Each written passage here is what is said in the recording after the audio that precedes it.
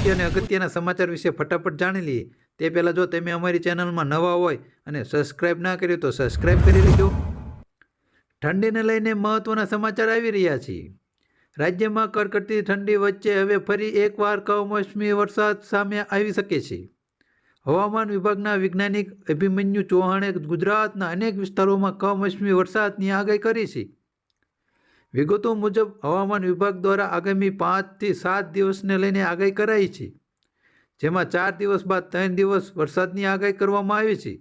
અરબ સાગરમાં આવેલા ટ્રફને કારણે રાજ્યમાં વરસાદની આગાહી કરાઈ છે। મહત્વનું છે કે આજે ગાંધીનગરમાં 12.5 અને અમદાવાદમાં 14.3 ડિગ્રી તાપમાન નોંધાયું હતું। હજુ પણ ઠંડીમાં વધારો થશે।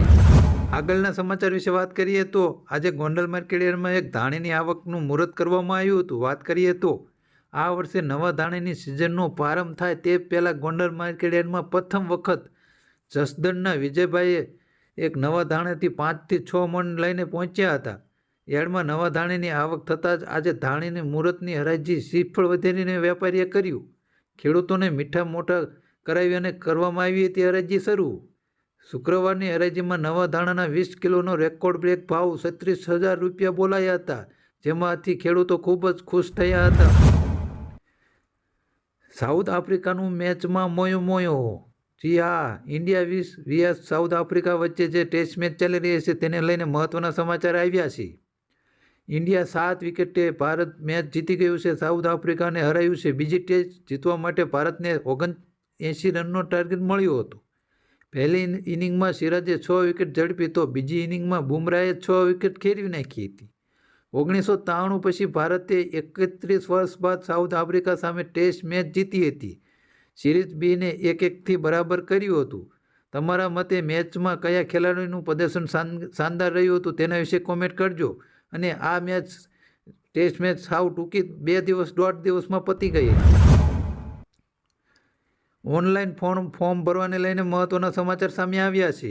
ગૌણ પસંદગી મંડળી પરીક્ષાની ફી અંગે લેવાયેલો મહત્વનો નિર્ણય સામે આવ્યો છે। હવે બધી પરીક્ષાઓ માત્ર ઓનલાઈન અરજી કરી શકાશે। 500 રૂપિયા સુધીની ઓનલાઈન અરજી સાથે ફી લેવામાં આવશે। સૂત્ર મુજબ ઓનલાઈન અરજી સાથે જોડાયેલા રૂપિયા પરીક્ષા બાદ અપાશે। પરત ફોર્મ ભર્યા પછી પરીક્ષા નહીં આપનારને પૈસા પરત આપવામાં નહીં આવે તેનો મહત્વનો નિર્ણય હાલમાં લેવામાં આવ્યો છે અને 500 રૂપિયા ફી પણ નક્કી કરવામાં આવી છે। આગળના સમાચાર વિશે વાત કરીએ તો સોના ચાંદીના ભાવને લઈને મોટી અપડેટ આવી છે। આ સપ્તાહના ચોથા કારોબારી વિશે સોના ચાંદીના ભાવમાં મોટો ધડાકો નોંધાયો છે। ગઈકાલ સુધીમાં 74,000ના સ્તર પર ઉપર ટ્રેડ થતું ચાંદી આજે 73,000 આવી ગયું હતું, એટલે કે 1,000 રૂપિયા ચાંદીમાં ઘટ્યું હતું। જ્યારે બીજી બાજુ તેમાં ટ્રેડ થતું સોનાના ભાવ વિશે વાત કરીએ તો 600 રૂપિયા જેટલો ઘટાડો નોંધાયો હતો। આજે સવારે 10:45 વાગે સોનાના ભાવ વિશે વાત કરીએ તો 0.25% વધારા સાથે 62,666 રૂપિયા પ્રતિ 10 ગ્રામના બોલાઈ રહ્યા છે। સોનાની કિંમત ઘટતા લોકોએ રાહતનો શ્વાસ લીધો હતો, પરંતુ હાલમાં નિષ્ણાતો દ્વારા જણાવવામાં આવ્યું હતું કે સોનાનો ભાવ હજુ પણ 60,000 ને 65,000ની પાર જાય તેવી લાગી રહ્યું છે। આગળના સમાચાર વિશે વાત કરીએ તો રામ મંદિરને લઈને મહત્વના સમાચાર સામે આવ્યા છે। પીએમ મોદી શ્રી રામ જન્મભૂમિ તીર્થ ક્ષેત્ર ટ્રસ્ટ દ્વારા પ્રાણ પ્રતિષ્ઠા કાર્યક્રમમાં મુખ્ય યજમાન તરીકે આમંત્રણ આપવામાં આવ્યું છે। એટલે કે એવી પૂરેપૂરી શક્યતા છે કે વડાપ્રધાન પોતાના હાથે ગર્ભગૃહમાં રામલાલની મૂર્તિને સિંહાસન પર સ્થાપિત કરશે। ઓડિશાના જગન્નાથપુરી મઠના શંકરાચાર્ય સ્વામી નીલકંઠના સરસ્વતીએ આ અંગે વિરોધ વ્યક્ત કરતા કહ્યું હતું કે 22 જાન્યુઆરી 2024ના રોજ યોજાનારી પ્રાણ પ્રતિષ્ઠા વિધિમાં ભાગ લેવા માટે અયોધ્યા નહીં જાય। વધુમાં કહ્યું હતું કે મોદીજી ઉદ્ઘાટન કરે છે અને પ્રતિમાને સ્પષ્ટ કરે છે તો શું કે તમારે તાળીઓ પાડીને જય ઠાકર કરી શકાય? તમે એક કોમેન્ટ તો કરી શકો છો જય શ્રી રામ લખી અને 22 તારીખ યાદ રાખજો શ્રી રામ મંદિરને ઉદ્ઘાટનને લઈને। 5 દિવસ કેવી પડશે ઠંડી? હવામાન વિભાગના વૈજ્ઞાનિક રામ આશ્રય યાદવ દ્વારા આપવામાં આવેલી માહિતી અનુસાર ગુજરાતમાં હજુ 5 દિવસ સુધી આવું જ તાપમાન રહેશે। હાલમાં અમદાવાદમાં લઘુત્તમ તાપમાન 15.9 ડિગ્રી નોંધાયું, જ્યારે 8.4 ડિગ્રી તાપમાન સાથે નલિયા રાજ્યમાં ઠંડુ શહેર યથાવત। રાજ્યમાં અંદાજે 10 કિમીની ઝડપે ઠંડો પવન ફૂંકાઈ રહ્યો છે અને આ તાપમાનમાં વધુ 5 દિવસ સુધી કોઈ ફેરફાર થશે નહીં. રાજ્યમાં હાલ વરસાદની કોઈ પણ આગાહી કરવામાં આવી નથી. તમારા વિસ્તારમાં કેવી ઠંડી છે તેના વિશે કોમેન્ટ કરીને જણાવજો. શાકભાજીના ભાવમાં ઘટાડો. ગુજરાતમાં શાકભાજીના ભાવમાં ઘટાડો જોવા મળી રહ્યો છે. શિયાળામાં પાકની આવક થતાં ભાવમાં ઘટાડો નોંધાયો છે. લીલી ભાજી 30 રૂપિયા કિલો અને મૂળો અને ગાજરના ભાવમાં ₹20 થી ₹30 કિલો ઘટાડો થયો છે. તો આદુના ભાવમાં પણ આંશિક ઘટાડો જોવા મળ્યો છે. ₹200 કિલો મળતું આદુ હાલ ₹160 કિલો મળે છે. તો બજારમાં ટમેટાના સૌથી ઓછા ₹20 થી ₹30 કિલો ભાવ મળી રહ્યા છે.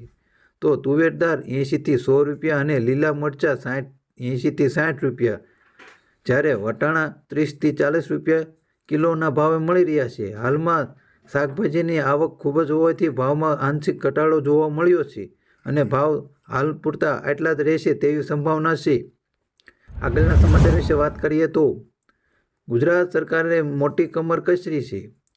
ગૃહમંત્રી હર્ષ સંઘવી દ્વારા રાજ્યમાં બનતી સાયબર ક્રાઇમની ઘટનાઓને લઈ મહત્વનો નિર્ણય લેવામાં આવ્યો છે. રાજ્યના ગૃહમંત્રી હર્ષ સંઘવી દ્વારા તારીખ 30 અને 31 ડિસેમ્બર દરમિયાન દાહોદ, ખેડા, નર્મદા, મહીસાગર, તાપી, ઓરા, ડાંગ, આહવા, મોરબી, દેવભૂમિ, દ્વારકા, છોટાઉદેપુર, અરવલ્લી, પાટણ, બોટાદ અને ગીર સોમનાથ જેવા 14 જિલ્લાઓમાં સાયબર ક્રાઇમના પોલીસ સ્ટેશનોની લોકાર્પણ કરવામાં આવ્યું હતું. આધુનિક ટેકનોલોજીથી સજ્જ નવીન સાયબર ક્રાઇમની પોલીસ સ્ટેશનમાં દ્વારા પોલીસ વધુ ઝડપી અને ચોકસાઈથી કાર્ય કરી અને પીડિતોની મદદ કરશે તે માટે એક નવું ઉદ્ઘાટન કરવામાં આવ્યું છે. હેલ્પલાઇન નંબર 1930 ઉપર જાહેરાત કરવામાં આવી છે. ગૌણ સેવાએ ભરતીની કરી જાહેરાત. સ્પર્ધાત્મક પરીક્ષાઓની તૈયારી કરતા વિદ્યાર્થીઓ માટે સારા સમાચાર આવી રહ્યા છે.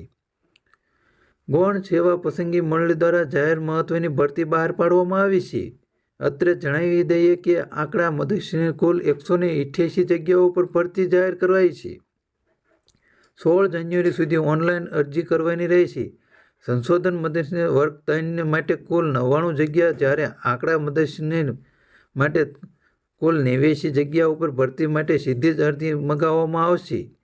હાલમાં નવી ભરતી પણ આવી શકે છે. આગળના સમાચાર વિશે વાત કરીએ તો ગઈકાલે મુખ્યમંત્રી ભૂપેન્દ્ર પટેલ દ્વારા જણાવ્યું હતું કે જે કામ કરો તે આયોજકબદ્ધ કરો. તેમણે ઉમેર્યું છે કે પહેલાં રોડ બનાવવામાં આવે છે, પછી ગટરના નામે રોડ તોડવામાં આવે છે. તે યોગ્ય નથી. યોજનાના વિનયની કામગીરી કરીશું તો આખી સરકારને સાંભળવું પડશે. કામની ગુણવત્તામાં કોઈ બાંધછોડ કરશો નહીં. વધુમાં કહ્યું કે કામની ક્વોલિટીમાં કોઈ બાંધછોડ નહીં કરવાની, પરંતુ મેયર થઈ જાઓ એટલે એમના વોર્ડમાં જ કામ કરાવે એવું ના ચાલે. તેમણે કહ્યું કે ધારાસભ્ય બની ગયા એટલે નગરપાલિકા કબજો જમાવે તેવું પણ ના ચાલે. તો તેમનો પણ કામનું પૂરેપૂરું બોજ તેમના માથે જ રહેશે અને પૂરતું કામ ઉપર ધ્યાન આપો તેવી પણ એમને અપીલ કરવામાં આવી છે. આગળના અને મહત્વના સમાચાર વિશે ફટાફટ જાણીએ તો શિક્ષકો માટે સારા સમાચાર મળી રહ્યા છે. વિઠ્ઠલભાઈ પટેલ ભવન ગુજરાત વિધાનસભા રાજ્ય સરકારના શિક્ષણ વિભાગ દ્વારા સરકારી શિક્ષકો માટે મહત્વનો નિર્ણય લીધો છે, જેમાં મનગમતા જિલ્લાઓમાં બદલે માટે શિક્ષકોની પસંદગી અપાઈ શકે છે. શિક્ષકોની આંતરિક જિલ્લાઓમાં ફેરબદલી માટે કેમ્પ યોજાશે. રાજ્યના શિક્ષણ વિભાગ દ્વારા તાપમાન DPOને પત્ર લખીને જાણ કરાઈ છે. 31 મે 2024માં નિવૃત્ત થતા શિક્ષકોને ધ્યાનમાં રાખી માહિતી એકત્ર કરવામાં પણ આદેશ કરવામાં આવ્યો છે. આજના અને આગળના સમાચાર વિશે ફટાફટ જાણી લઈએ.